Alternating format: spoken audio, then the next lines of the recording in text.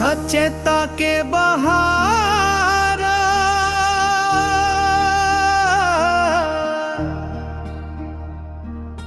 चैता महीना अंगना में बहार हो।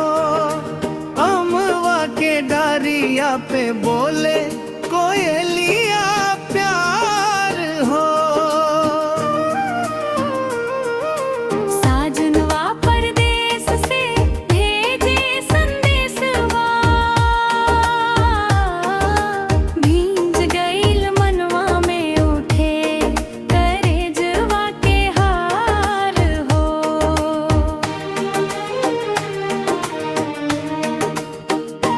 पुरवैया होले होले गाल सहलावे, चुनरिया उड़े जैसे सपना सजावे।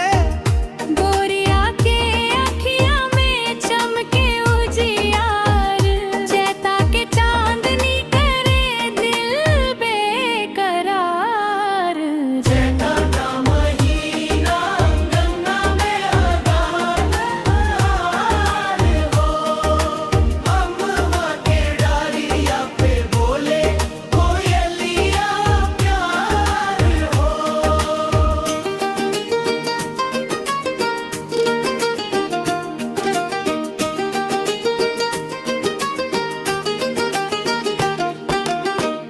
खेतवा में लहराए गेहूं के बाल, मनवा में जागे पिया से मिलन के ख्याली। ढोलक के थाप पे गावे गाँव के नारी। रंग भरे सपना सजे हर क्यारी। अइहा हो साजन अब देरी ना करी है, सुना पड़े अंगना अखियां न तरसै है। चैता के रातिया में सज गई